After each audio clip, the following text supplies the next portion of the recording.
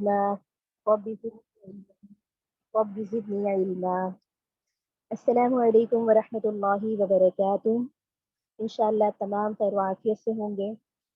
آئیے اس بابرکت سیشن کا آغاز ہم قرآن پاک کی تلاوت کے ساتھ کرتے ہیں۔ بسم اللہ الرحمن الرحیم۔ يا أيها الذين آمنوا اتقوا الله حق تقاته ولا تموتن إلا وأنتم مسلمون واعتصموا بحبل الله جميعا ولا تفرقوا واذكروا نعمة الله عليكم إذ كنتم أعداء فألف بين قلوبكم فأصبحتم بنعمته إخوانا وكنتم على شفا حفرة من النار فأنقذكم منها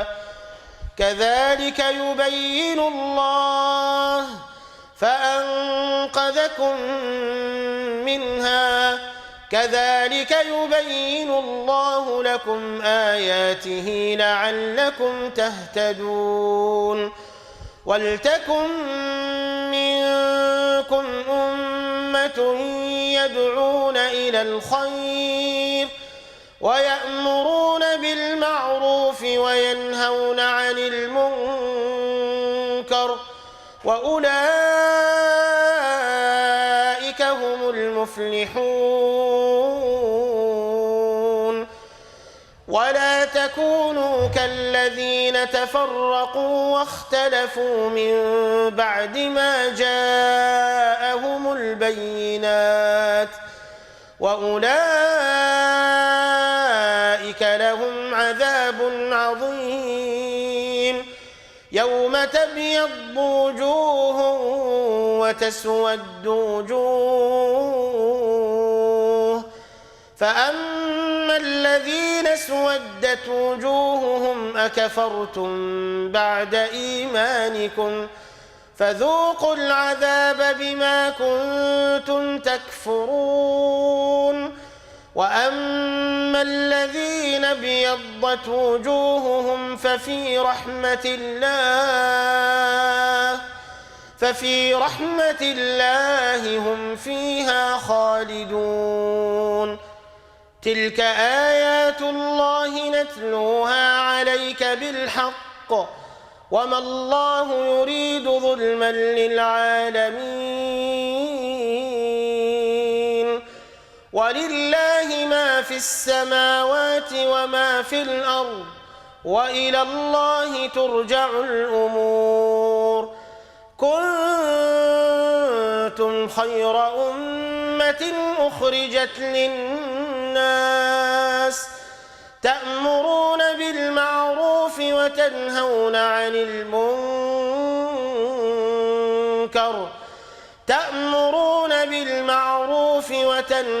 عن المنكر وتؤمنون بالله ولو آمن أهل الكتاب لكان خيرا لهم منهم المؤمنون وأكثرهم الفاسقون لن يضروكم إلا أذى وإن يقاتلوكم يولوكم الأدبار ثم لا ينصرون ضربت عليهم الذلة أينما ثقفوا إلا بحبل من الله ضربت عليهم الذلة أينما ثقفوا إلا بحبل من الله وحبل من الناس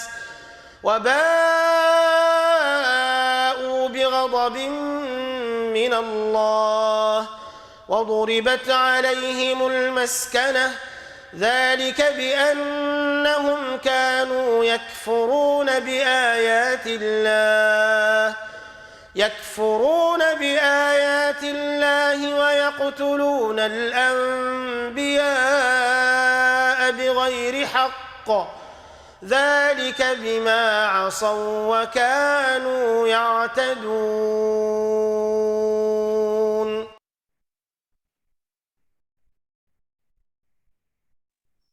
الحمدللہ ثم الحمدللہ کہ اللہ رب العزت نے اپنی توفیق سے ایک دفعہ ہمیں دوبارہ یہاں جمع ہونے کی توفیق نصیب فرمائی ہے۔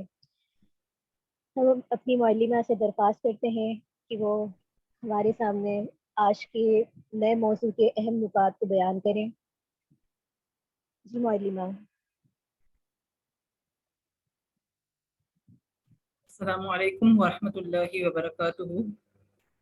وعلیکم السلام ورحمۃ اللہ وبرکاتہ۔ امید ہے آپ سب خیریت سے ہوں گی۔ کلاس کا آغاز کرتے ہیں۔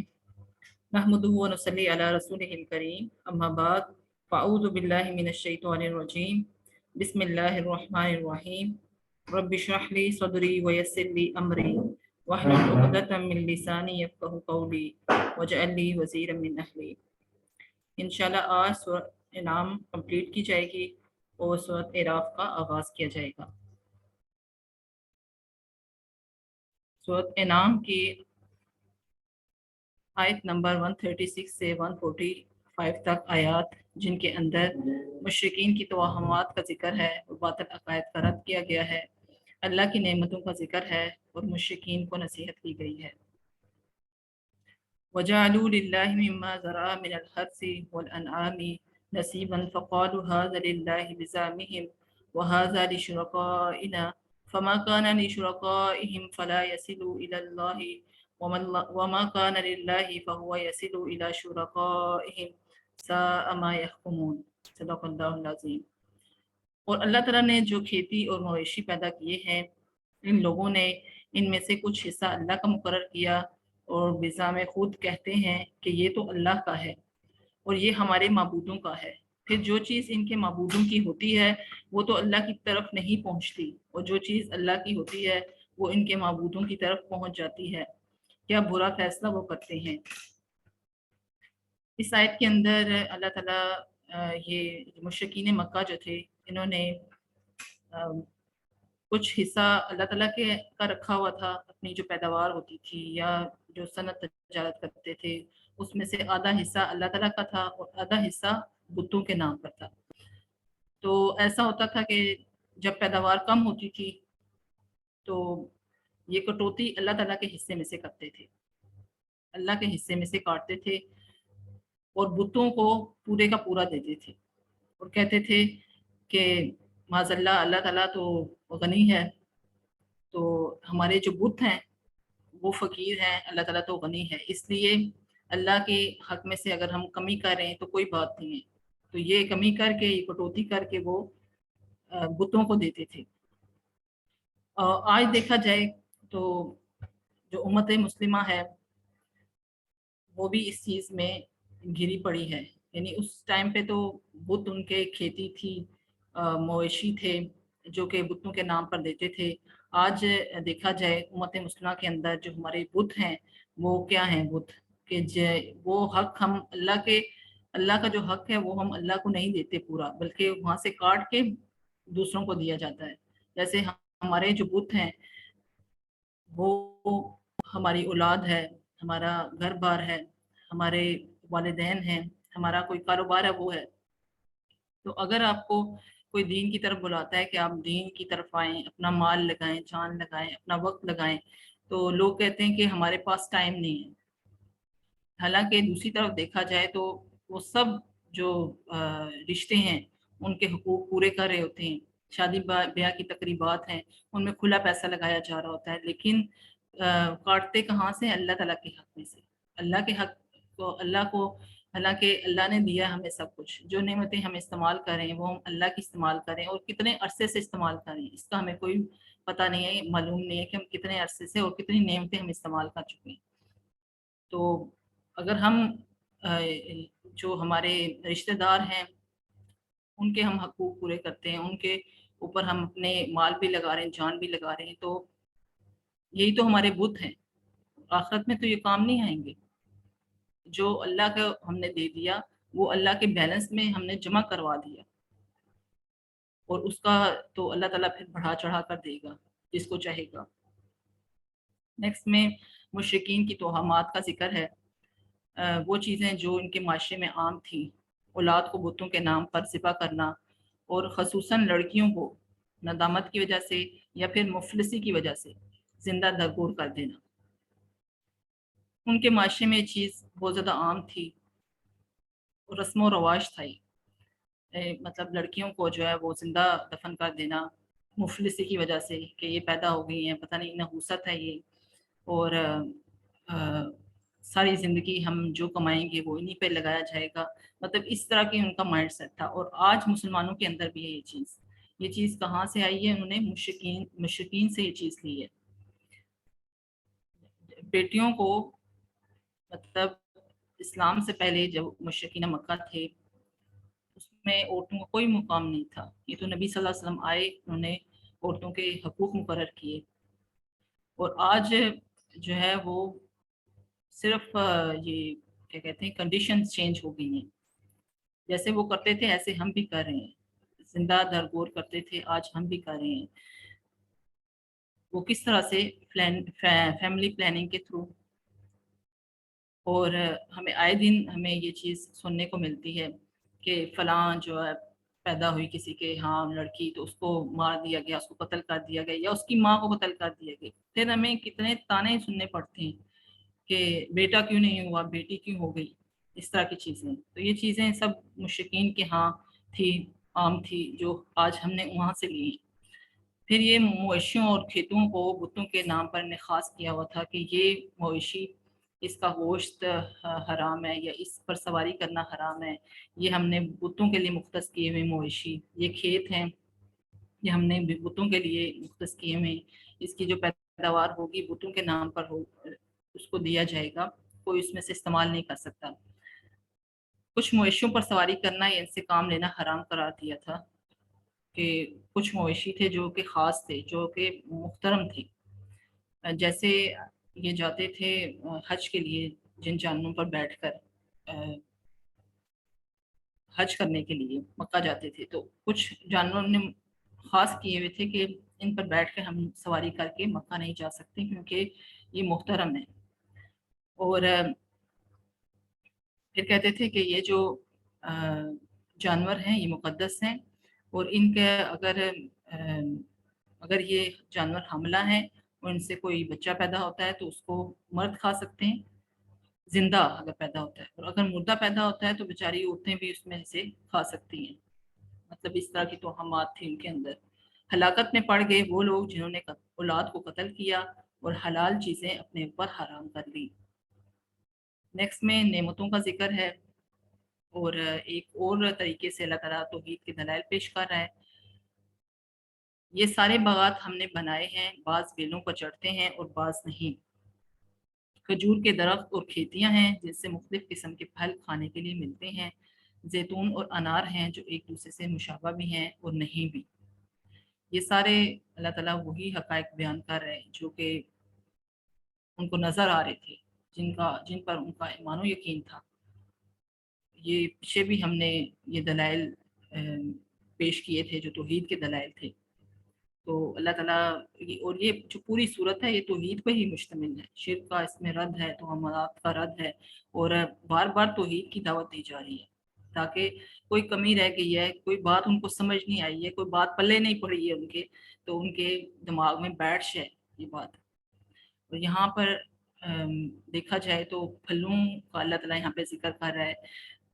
اللہ تعالیٰ نے مختلف قسم کے پھل بنائے، مختلف پھول، درخت، کھیتیاں، مطلب رنگ برنگی ایک کائنات ہے۔ تو اس طرح سے اللہ تعالیٰ بھی ہم سے یہ چاہتا ہے کہ ہم بھی جو اللہ تعالیٰ کے احکامات ہیں وہ بھی ایسے ہی ہیں، رنگ برنگے، یعنی کچھ احکامات ہیں جو کہ آسان ہیں ہمارے لیے ان پر عمل کرنا آسان ہے، ان کو فالو کرنا آسان ہے، جیسے کہ کھجور کا پھل ہے، میٹھا ہے، تو ہمیں کوئی اس میں تنگی محسوس نہیں ہوتی ہے۔ لیکن کچھ پھل کڑوے ہیں جیسے زیتون کا پھل، تو اللہ تعالیٰ کے ایسے احکامات بھی بعض ترش ہیں، کڑوے ہیں، لیکن ان پر ہم نے عمل کرنا ہے، اس سے یہ بھی ایک بات معلوم ہوتی ہے۔ پھر نصیحتیں کی جا رہی ہیں ان کو کہ یہ سب تمہارے لیے ہے، ان کو کھاؤ، اپنے اوپر حرام نہ کرو، یہ سب چیزیں حلال ہیں، حرام نہیں ہے۔ کس نے حرام کی ہیں یہ؟ ان کا حق ضرور ادا کرو۔ عشر کی طرف اشارہ ہے کہ اگر زمین آپ کی سیراب ہوتی ہے بارش سے، یا نمی والی زمین ہے، تب نیچرل وہ سیراب ہو رہی ہے، تو وہ کل پیداوار کا آپ نے اس میں سے 10واں حصہ دینا ہے، اور اگر ٹیوب ویل وغیرہ سے سیراب ہو رہی ہے زمین تو اس کا 20واں حصہ دینا ہے۔ پھر اللہ تعالیٰ نے کچھ مویشی بنائے جو کہ سواری کے لیے ہیں، کچھ کا ہم گوشت استعمال کرتے ہیں، کچھ کا دودھ استعمال کرتے ہیں، تو یہ اللہ تعالیٰ نے پیدا کیے ہیں۔ تو اللہ تعالیٰ فرما رہا ہے کہ ان کو کھاؤ، لیکن شیطان کے قدموں کی پیروی نہ کرو، ان چیزوں کو اپنے اوپر حرام نہ کر لو، اس کا حکم شیطان دے رہا ہے، اللہ تعالیٰ ہرگز نہیں دے رہا ہے۔ 8 نر مادہ اسی نے پیدا کیے۔ یہ وہ جانور ہیں جن کا ذکر ہم نے سورہ مائدہ کے اندر بھی ہوا تھا۔ 4 جانور ہیں، ان کے اندر جو ہیں 4 نر ہیں اور 4 مادہ ہیں، جن میں بھیڑ، بکری، اونٹ اور گائے ہیں۔ کیا اللہ نے ان کے پیدا ہونے والے مویشی کو حرام کیا ہے؟ جب اس نے نہیں کیا تو کسی کا حق نہیں کہ وہ ایسا کرے۔ اگر تم سچے ہو تو دلیل پیش کرو۔ اس سے بڑا ظالم کون ہوگا جو اللہ پر جھوٹ باندھے؟ اللہ کے اوپر جھوٹ باندھے کہ اللہ نے حرام کی، حالانکہ خود انہوں نے اپنے اوپر حرام کی، اللہ کی حلال کردہ چیزیں اپنے اوپر حرام کی۔ نیکسٹ آیات ہیں 146 سے 154، جن کے اندر حلال و حرام کے بارے میں یہود کی سازشیں اور ان کا رد کیا گیا ہے، نیز ان ابدی محرمات کا ذکر جو ہر شریعت میں حرام رہی ہیں۔ یہودیوں نے شرارتاً کہا کہ دین اسلام کیسے برحق ہو سکتا ہے جبکہ اس میں حرام کو حلال کیا گیا ہے۔ اب اس صورت کے اندر مشرکین کا بھی یہودیوں کا بھی ذکر آ رہا ہے تھوڑا سا، کیونکہ اگلی صورت جو ہے صورت اعراف ہے، اور اب جو ہجرت کا ٹائم جو تھا وہ قریب تھا، تو اینڈ پہ انہوں نے بھی شرارتیں شروع کر دی، یہودیوں نے بھی۔ اس پر جواب دیا جا رہا ہے جو بھی چیزیں یہود پر حرام تھیں، مثلا ناخن والے جانور، اونٹ، شتر، مرغ، بطخ وغیرہ، یعنی وہ جانور جن کے پنجے، جن کی انگلیاں جدا جدا ہوتی ہیں، وہ جانور، گائے اور بکری کی چربی سوائے اس کے جو ہڈی سے لگی ہوئی ہو، صرف جو ہڈی سے لگی ہوئی چربی ہے اس کو استعمال کر سکتے ہیں، باقی حرام ہے۔ اللہ تعالیٰ نے یہ چیزیں ان پر حرام، ویسے تو یہ چیزیں حلال ہیں لیکن ان پر حرام کیوں کی؟ ان کی سرکشی کی وجہ سے، ان کی نافرمانی کی وجہ سے، اور اللہ کے گھر سے روکنے کی وجہ سے، دین کے کام سے روکنے کی وجہ سے، ظلم کی وجہ سے، ورنہ یہ سب کی سب چیزیں پہلے حلال تھیں۔ سيقول الذين أشركوا لو شاء الله ما أشركنا ولا آباؤنا ولا حرمنا من شيء كذلك كذب الذين من قبلهم حتى ذاقوا بأسنا قل هل عندكم من علم فتخرجوه لنا إن تتبعون إلا الظن وإن أنتم إلا تخرصون۔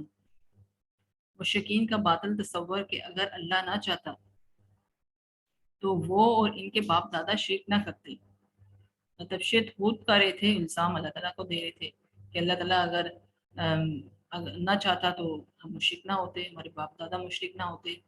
اس کا مطلب ہے اللہ تعالیٰ کی چاہت ہے۔ اس طرح کا جواب کہ اس بات پر اس کے پاس کوئی علم نہیں، تو بتائیں ورنہ ان باتوں کی کوئی بنیاد نہیں، اور اللہ کی حجت ان پر تمام ہو چکی ہے، جب صورت اینڈ ہونے والی ہے۔ اب حجت جو ہے وہ تمام ہو چکی ہے، دلائل سامنے رکھے جا چکے ہیں، اور حجت قائم ہو گئی ہے کہ یہی سیدھا راستہ ہے، یہی دین ابراہیمی ہے، یہی محمد صلی اللہ علیہ وسلم کا راستہ ہے، اس پر تمہیں چلنا ہوگا۔ قل فللہ الحجۃ البالغہ فلو شاء لہداکم اجمعین، فرمائیے پس اللہ ہی کے لیے ہے کامل دلیل، جب وہ دلیل نہ لا سکے تو پھر ان کے پاس انکار کا حق نہیں رہا۔ اس طرح اللہ کی حجت ان پر تمام ہو گئی۔ اتنے حقائق اللہ تعالیٰ نے پیش کیے، اتنے دلائل پیش کیے، لیکن ان کے پاس کوئی دلیل ہی نہیں تھی۔ وہ بس ہوائی باتیں کر رہے تھے، ایسے کر دیں آپ، ویسے کر دیں، یہ ہو جائے وہ ہو جائے، پھر ہمیں مان لے کر آئیں گے۔ تو اللہ نے تو پیچھے جواب دے دیا سب باتوں کا ان کا، تو اب تو حجت تمام ہو گئی۔ حرام وہ چیزیں ہیں جو یہود یا اور لوگوں نے خود سے اپنے اوپر حرام کر لی، بلکہ حرام وہ ہیں جو اللہ نے طے کی۔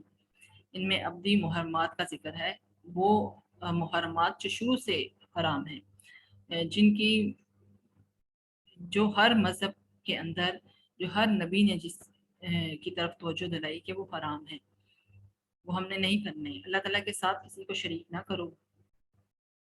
اب شرک جو ہے وہ گناہ کبیرہ ہے، اور یہ وہ گناہ کبیرہ ہے جس کی بخشش نہیں ہے آخرت میں۔ اگر ہم دنیا سے چلے جاتے ہیں بغیر توبہ کے تو آخرت میں اس کی کوئی بخشش نہیں ہے۔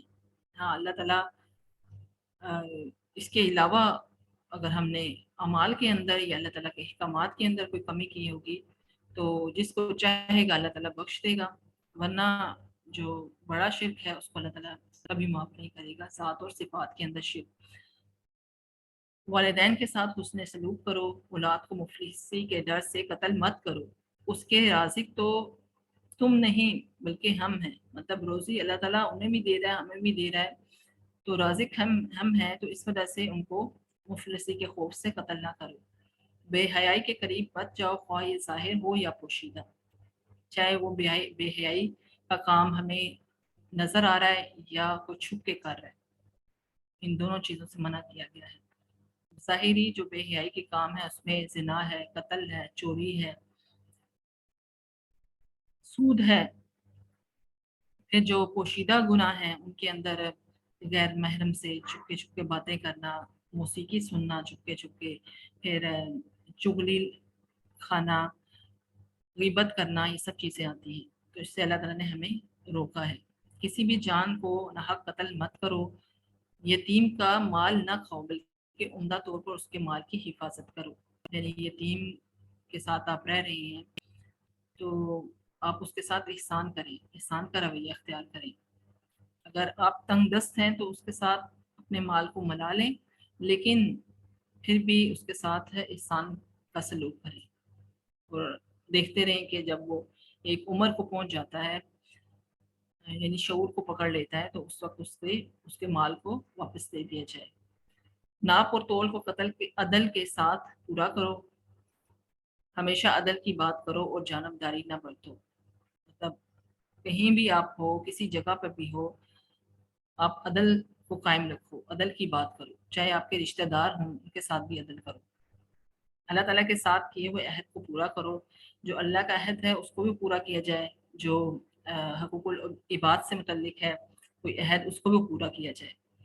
اللہ تعالیٰ کی کتاب ہی سیدھا راستہ ہے، بس اس کی پیروی کرو۔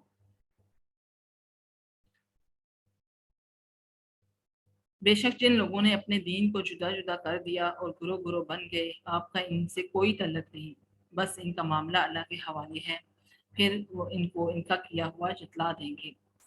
جو تفرقے میں پڑے ہوئے ہیں یا جدا جدا ہیں، گروہوں میں بٹے ہوئے ہیں، نبی صلی اللہ علیہ وسلم کو نصیحت کی جا رہی ہے، ان کے ساتھ آپ کا کوئی تعلق نہیں، کوئی واسطہ نہیں ہے، بلکہ اللہ تعالیٰ ان کو قیامت والا دن بتا دے گا جو یہ کام کیا کرتے تھے۔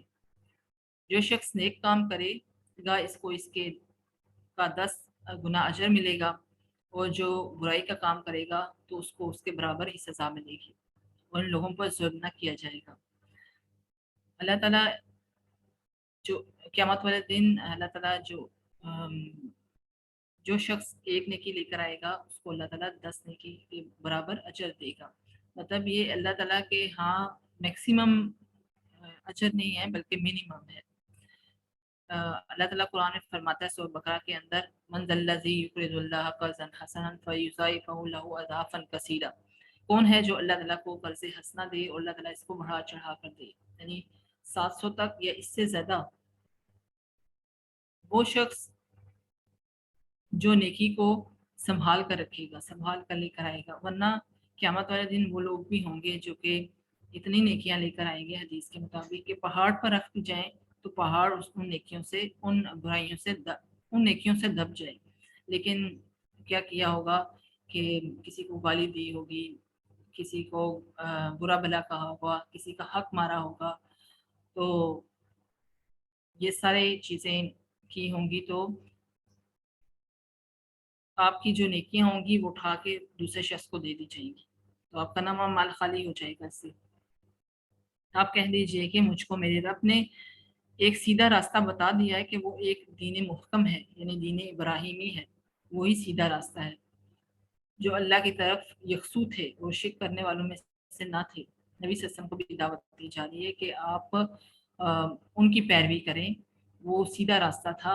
اور جب ابراہیم علیہ السلام نے اپنی قوم کے سامنے دعوت پیش کی تو انہوں نے بات نہیں مانی، تو پھر دلائل بھی ان کے سامنے پیش کر دیے کہ ابراہیم علیہ السلام نے پھر فرمایا کہ میں نے تو اپنا چہرہ رب العالمین کی طرف پھیر لیا جو تمام جانوں کا پالنے والا ہے، اور میں مشرکوں میں سے نہیں ہوں۔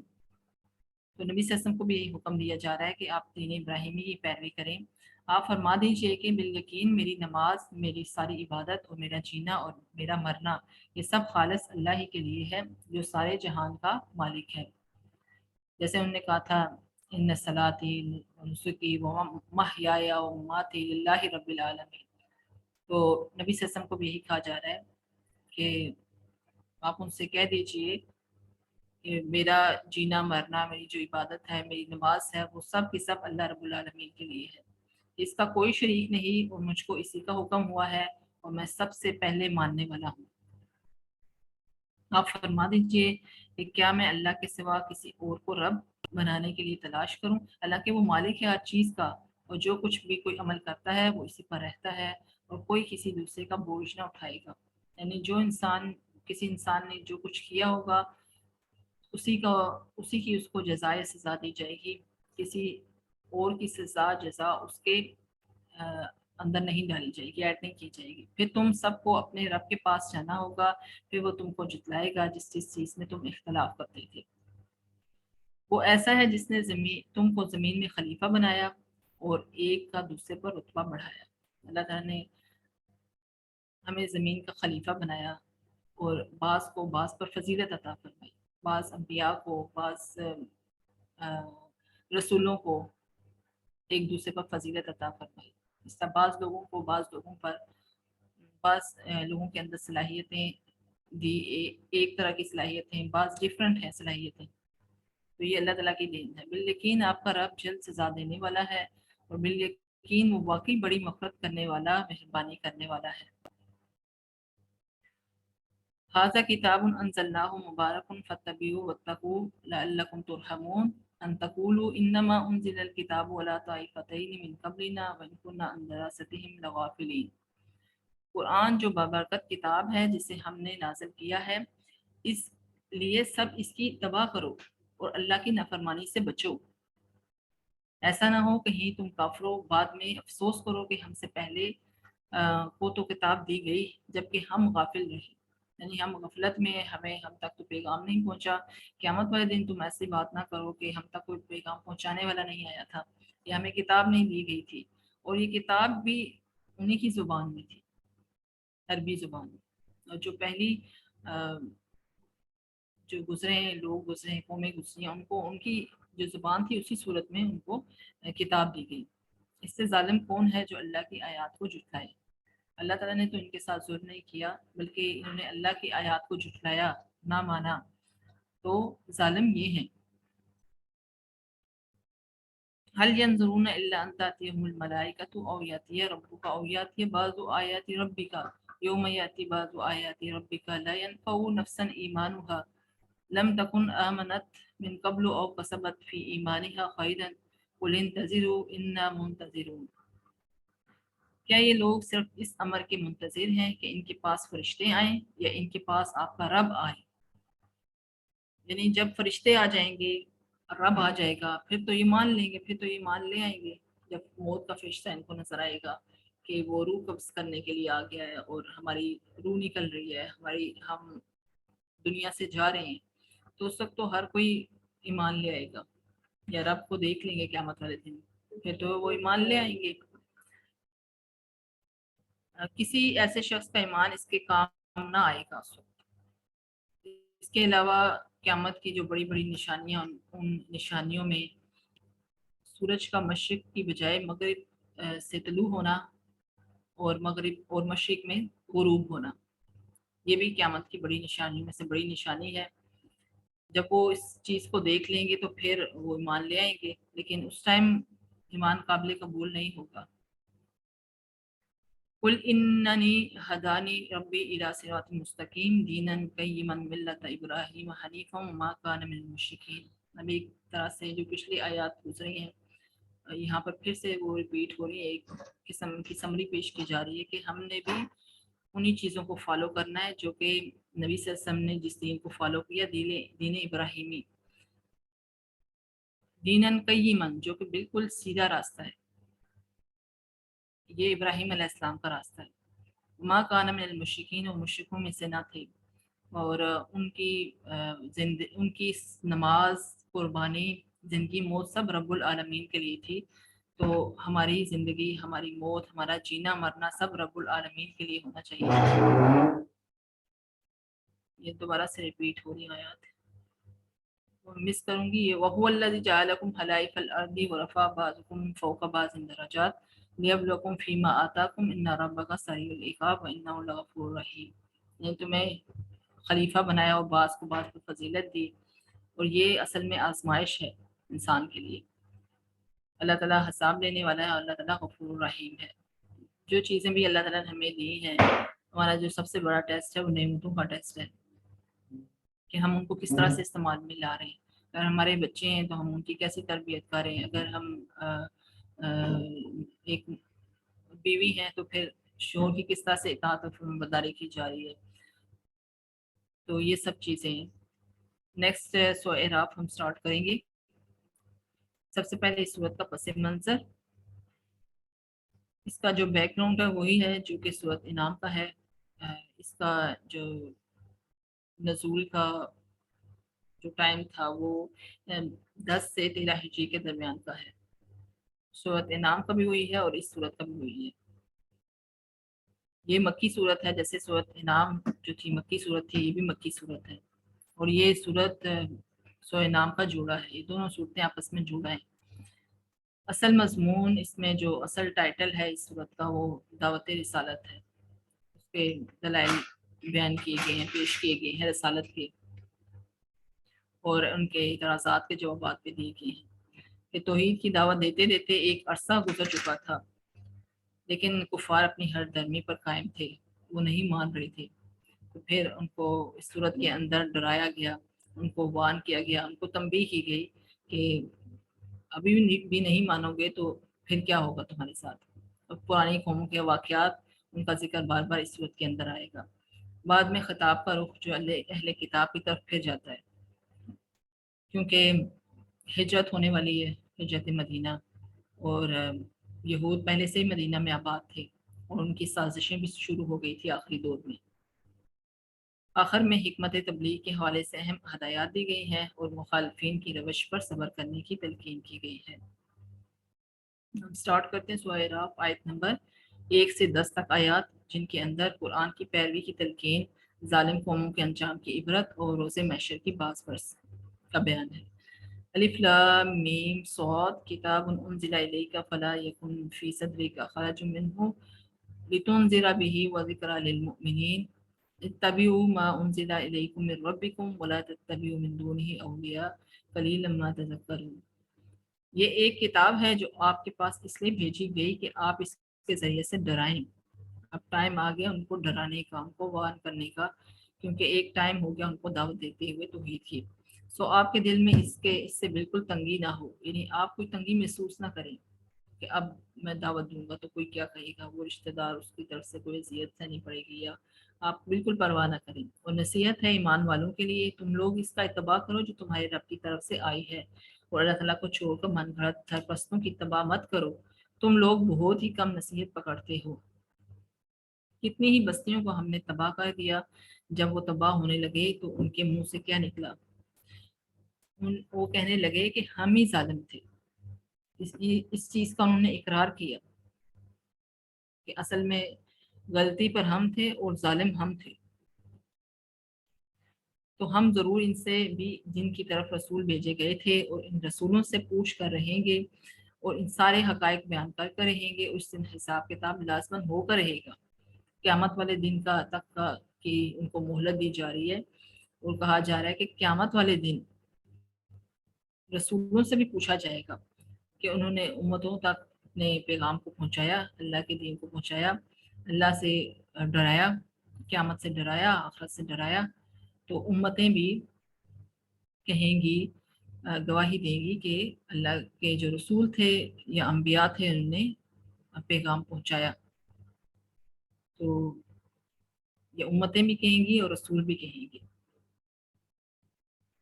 اور یقیناً ہم نے آباد کیا تمہیں دنیا میں اور یہاں تمہارے لیے زندگی کے اسباب فراہم کیے، لیکن کم ہی تم شکر ادا کرتے ہو. نیکسٹ آیات ہے 11 سے 34 تک آیات. اس میں قصہ آدم ابلیس کا ذکر ہے. فحاشی کے ضمن میں ابلیس کا منصوبہ اور مشرکین کو فحاشی کے ارتکاب پر تنبیہ کی گئی ہے. اب یہ قرآن کے اندر دوسری دفعہ قصہ آدم ابلیس آ رہا ہے. پہلی دفعہ ہم نے سورہ بقرہ کے اندر دیکھا تھا.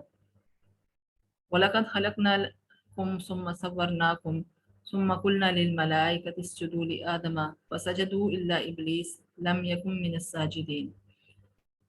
ہم نے تم کو پیدا کیا، پھر ہم ہی نے تمہاری صورت بنائی، پھر ہم نے فرشتوں سے کہا کہ آدم کو سجدہ کرو، سو سب نے سجدہ کیا بجز ابلیس کے، وہ سجدہ کرنے والوں میں شامل نہ ہوا.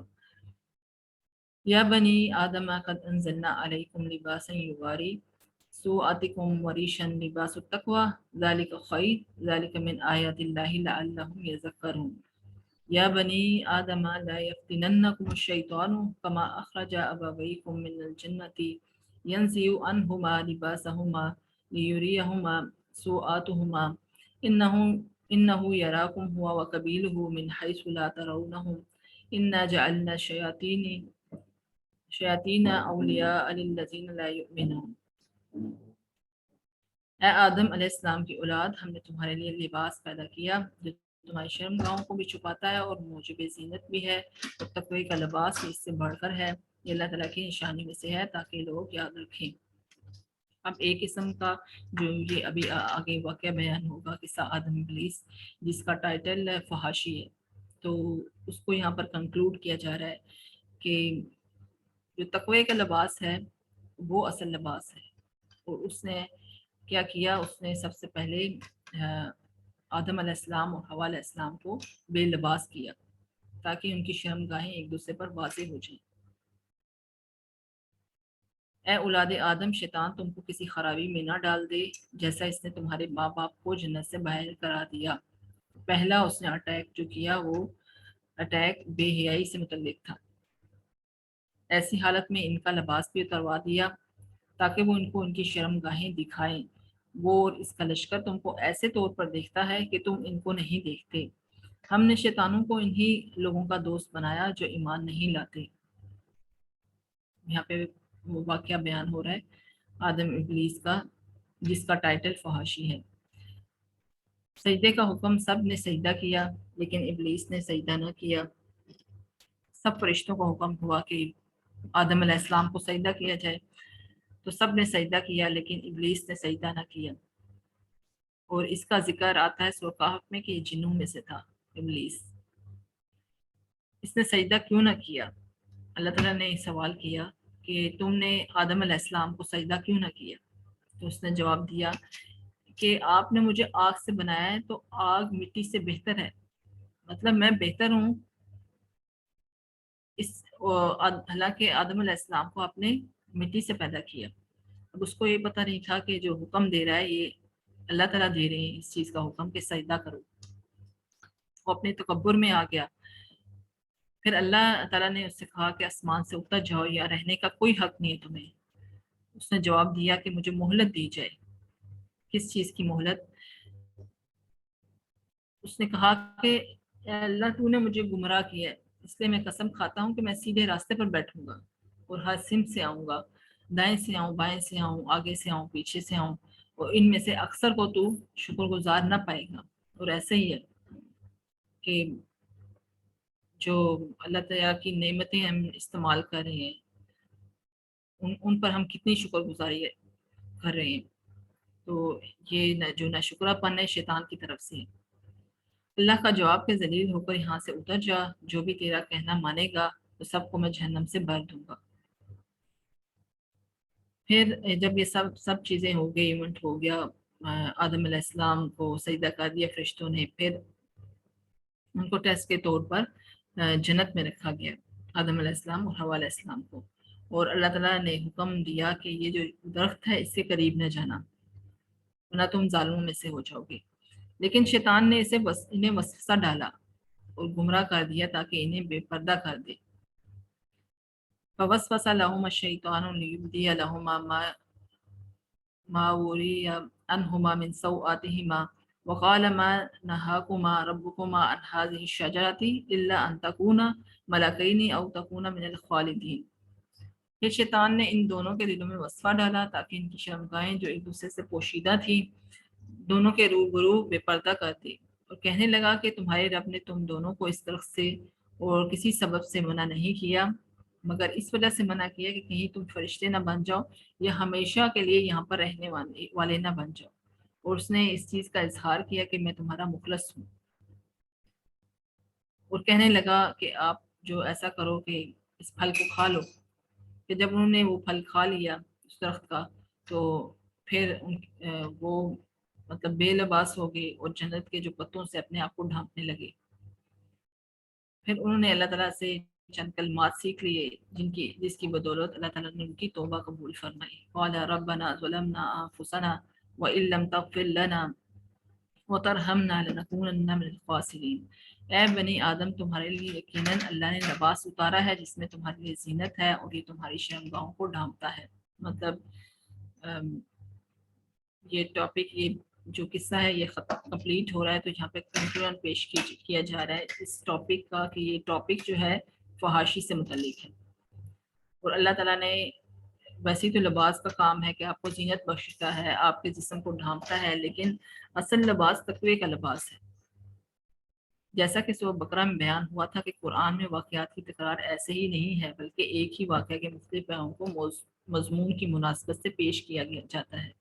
اب یہ اس صورت کے اندر دوسری دفعہ ذکر آ رہا ہے قصہ آدم ابلیس کا، آگے بھی صورتوں میں آئے گا، ذکر آئے گا، لیکن ان صورتوں کے اندر جو موضوع ہوگا، ٹاپک ہوگا، وہ ڈیفرنٹ ہوگا۔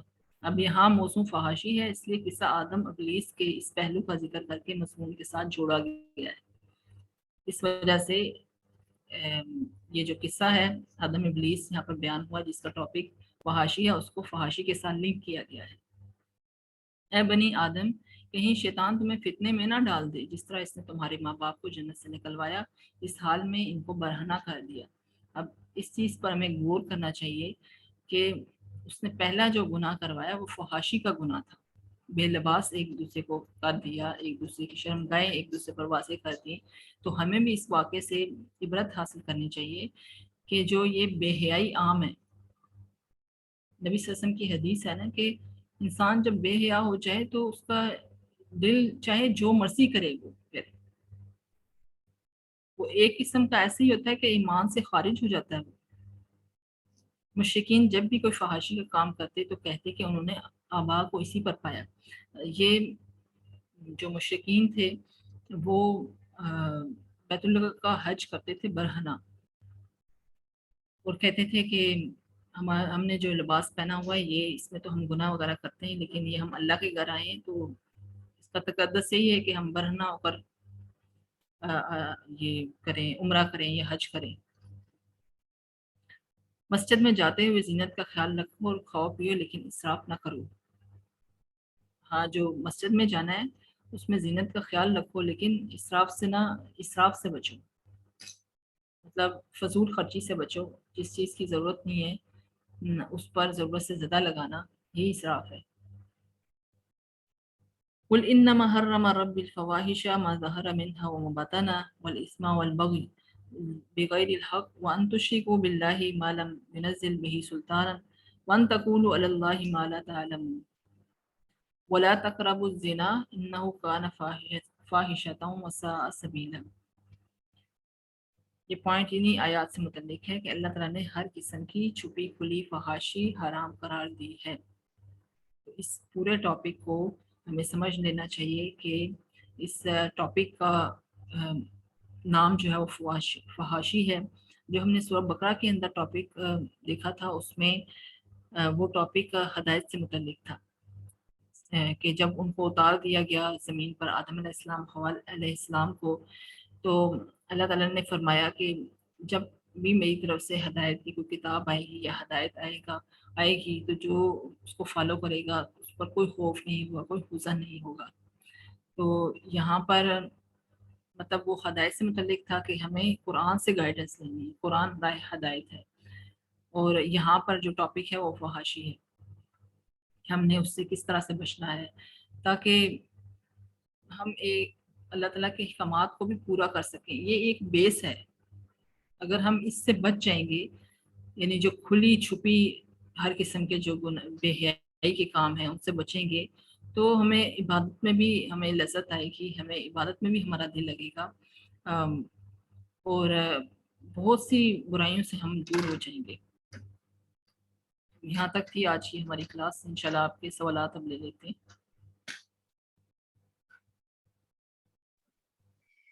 जी बहुत शुक्रिया मालिमा, जज़ाकिल्लाहु खैरन कसीरन। बहुत ही तसलसल के साथ आपका अंदाज़ बयान होता है कि लेक्चर के दौरान ही मैं तो जब सुनती हूँ तो तमाम पॉइंट क्लियर हो जाते हैं और इतना अच्छा लगता है सुनने में कि बस सुनते ही रहो और आप बोलती जाए और हम बस सुनते जाएं। अल्लाह ताला आपके उलूम में दिन ब दिन इजाफा फरमाए और हम देर पा आपके उलूम से इस्तिफादा करें। शरीकात, हमारे पास तकरीबन 10 मिनट हैं। आप में से अगर कोई सवाल करना चाहें तो अपना यहाँ चैट बॉक्स में सवाल लिख के भेज सकती हैं। कोई बराह रास्त मुअल्लिमा से करना चाहती हैं तो प्लीज़ अपना रेज़ यू हैंड का ऑप्शन इस्तेमाल कीजिए, आपका माइक अनम्यूट कर दिया जाएगा। इसके अलावा अगर टॉपिक से मुतालिक कोई भी सवाल हो तो आप ग्रुप में भी कर सकते हैं, ग्रुप भी हमारा ओपन है। तो ठीक है मौलिमा, अभी हमारे पास 10 मिनट है, देख लेते हैं कि किसी शरीका का कोई सवाल हो तो उसको फिर हम ले लेते हैं। जी जज़ाकल्लाह खैर सिस्टर नमन।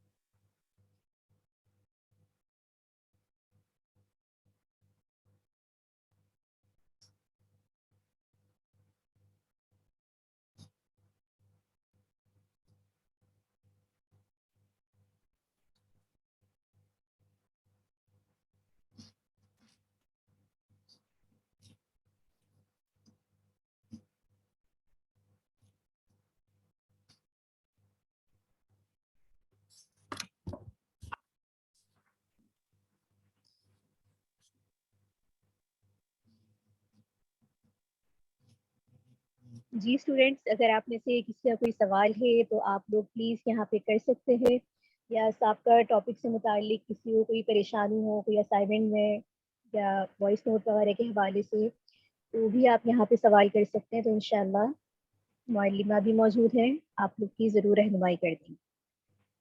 जी इंशाल्लाह।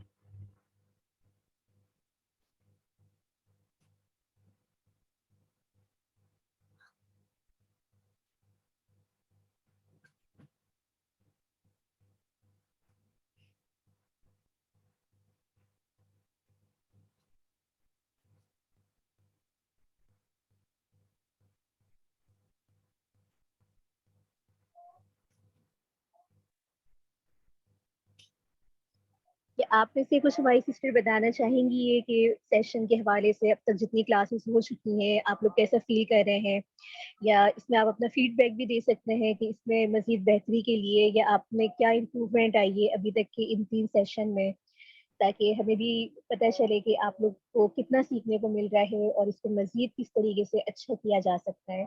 तो अगर आप में से कोई अपना रिव्यू, अपना फीडबैक भी देना चाहे तो वो भी रेज़ यू हैंड कर सकती हैं।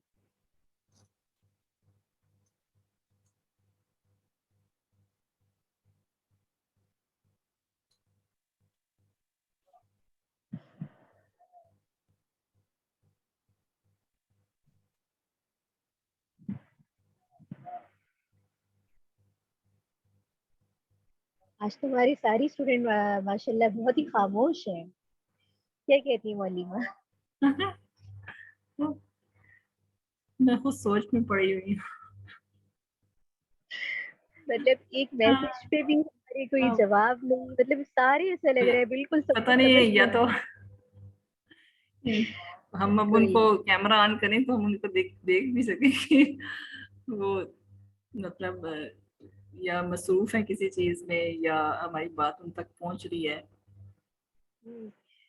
بالکل. ویسے آپ میں سے کتنے لوگ ہماری بات یہاں پہ سن سکتے ہیں؟ اگر آپ اپنا ہینڈ بھی کھڑا کر دیں گے تو ہمیں پتہ چل جائے گا کہ ہاں بھی آپ لوگ حاضر ہیں. اتنی خاموش, اتنا سناٹا تو میں نے کسی کلاس میں نہیں دیکھا. یہ تو بڑا انٹرسٹنگ تھا یہ قصہ آدم ابلیس. دوسری دفعہ اس کا ذکر بالکل آیا, ہمیں اس سے کافی چیزیں سیکھنے کو ملی. شیطان کے اٹیک سے کیسے بچنا ہے ہمیں, کس طرح سے آپ کو وساوس میں مبتلا کرتا ہے, کس طرح سے اللہ تعالیٰ نے کہا کہ جو بے حیائی کے کام ہیں, جو وہ چیزیں جن کو ہم سمجھتے ہی نہیں ہیں, اللہ تعالیٰ قرآن میں فرماتا ہے زنا کے قریب نہ جاؤ, ہٹکو بھی نہ, کہ وہ کون سے راستے ہیں جو ہمیں وہاں تک پہنچاتے ہیں. مطلب چھوٹے ہی گناہ سے ہی بڑا گناہ بنتا ہے, گناہ صغیرہ سے گناہ کبیرہ. وہ اس سے ہمیں آپ کو پتہ چلا ہوگا کہ شیطان جو ہے وہ کس طرح سے شروع سے ہمارے ساتھ لگا ہوا ہے, اور اس نے آدم علیہ السلام اور حوا علیہ السلام ان کو نہیں چھوڑا تو ہمیں کیسے چھوڑ سکتا ہے. بالکل. اور اس طرح اس واقعے سے جب بھی پڑھو ایک عجیب سی وہ انسان کو اپنے اندر جھانکنے کا موقع ملتا ہے, کیونکہ اس سے بہت ساری چیزیں آ جاتی ہیں. شیطان ہمیں وہیں سے پکڑتا ہے جہاں دیکھتا ہے کہ ہم کمزور ہو جاتے ہیں, کہیں مال کے حوالے سے, کہیں اولاد کے حوالے سے, کہیں اپنے اہل و عیال کے حوالے سے, تو وہ ہمارے ویک پوائنٹ پر ہی حملہ کرتا ہے.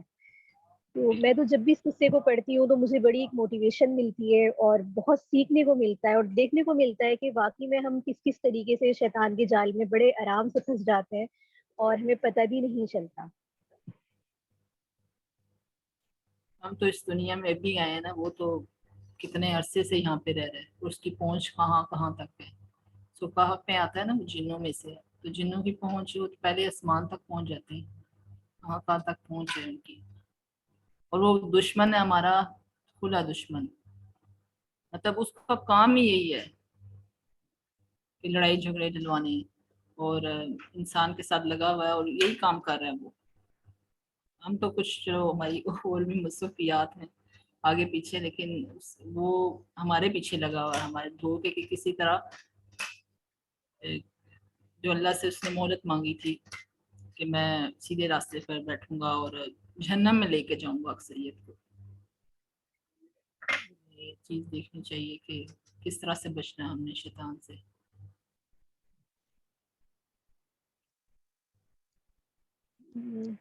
ٹھیک ہے معلمہ, میرے خیال سے ابھی ہماری شریکات کا ٹائم کا کوئی سوال کلاس نہیں کا ہے. ٹائم بھی میرے خیال میں ختم ہونے والا ہے, تو جی ابھی جی سوال نہیں ہے کسی کا تو کلاس اینڈ کر سکتی ہیں. جی بالکل. اگر آپ میں سے مزید کوئی سوال ہو اس سیشن کو دوبارہ سننے کے بعد, کوئی آپ کے ذہن میں سوال آتا ہے تو آپ پلیز اپنا سوال جو ہے, ابھی گروپ بھی گھنٹے کے لیے کھلا رہے گا اور اسٹوڈنٹ گروپ پہ بھی آپ اپنا سوال معلمہ کے لیے چھوڑ سکتے ہیں. اس دعا کے ساتھ ہم اس سیشن کا اختتام کرتے ہیں کہ اللہ رب العزت ہمیں سیکھنے سکھانے والا بنائے, جو کچھ ہم پڑھ رہے ہیں سیکھ رہے ہیں, اور ہمارے لیے جو ہماری معلمہ اتنا اپنا قیمتی وقت نکال کے ایک ایک نکات کو, آیت کو جس طریقے سے سمجھاتی ہیں, اس کو ایکسپلین کرتی ہیں, اللہ رب العزت انہیں اپنے بہترین جزائے خیر عطا فرمائے, ان کے وقت میں برکت دے. اور اللہ رب العزت سے دعا ہے کہ ہمیں قرآن کریم صحیح سیکھنے کی, سمجھنے کی اور اس پر عمل کرنے کی توفیق عطا فرمائے, اور ہمیں داعی الی اللہ کا مصداق بنا دے. سبحان اللہ وبحمدہ, سبحانک اللہم وبحمدک, اشہد ان لا الہ الا انت, استغفرک واتوب الیک. السلام علیکم ورحمۃ اللہ وبرکاتہ.